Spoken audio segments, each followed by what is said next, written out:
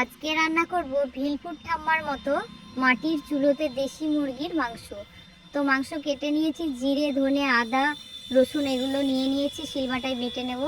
আর কড়াইতে দিয়ে দিলাম তেল, আর একটা ডিম পোস্ট করে নিচ্ছি, তার কারণ মুরগির মাংস আমার ছেলে খায় না। আলুগুলো লবণ আর হলুদ দিয়ে ভেজে নিচ্ছি। তো আলুগুলো ভাজা হয়ে গিয়েছে, তুলে নিলাম। ওই তেলেই দিয়েছি জিরে ফোড়ন আর তেজপাতা, এক মুঠো পেঁয়াজ। তো এটাকে একটু ভাজা ভাজা করে নেব।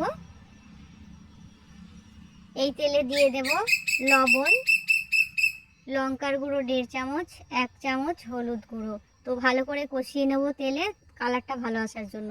দিয়ে দিলাম আদা রসুন পেস্ট 1.5 চামচ আর জিরে পেস্ট 1 চামচ। তো এটাকে ভালো করে কষিয়ে নিচ্ছি। দেখুন মাংসটা কত সুন্দর দেখতে। এডিট করার সময় সত্যি মুখে পানি চলে আসছে। হ্যাঁ, এত টেস্ট ছিল মাংসটা। তো এটাকে ভালো করে কষিয়ে নিতে হবে।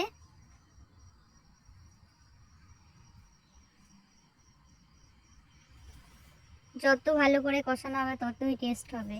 তো এবার আমি দিয়ে দিচ্ছি আলুগুলো। আলু আর মাংস একটু কষিয়ে নিয়ে পরিমাণ মতো পানি দিয়ে দিচ্ছি। তারপর আমার এই লঙ্কা বাগান থেকে 3টে লঙ্কা তুলে আমি এই মাংসের মধ্যে দিয়ে দেব। 3টেই দেবো, বেশি দেব না। 3টে দিয়েছি। এবার আমি একটু ঢাকা দেব। তো মাংসটা ফুটে উঠেছে। এবার আমি দিয়ে দেব 2টো লবঙ্গ, দারচিনি আর এলাচটা বেটে দিয়ে দিলাম। এবার দিয়ে দেব ডিম 2টো, মানে মাংসের সঙ্গে যে ডিমটা হয়েছিল সেই ডিমটা দিয়ে দিচ্ছি। আর পরে একটু পরে আমি পোচ করা ডিমটাও দিয়ে দেব, কারণ মাংস খাবে না, ডিমটা আমার ছেলে খাবে। তো ভালো লাগলে লাইক শেয়ার সাবস্ক্রাইব করবেন। ধন্যবাদ সবাই।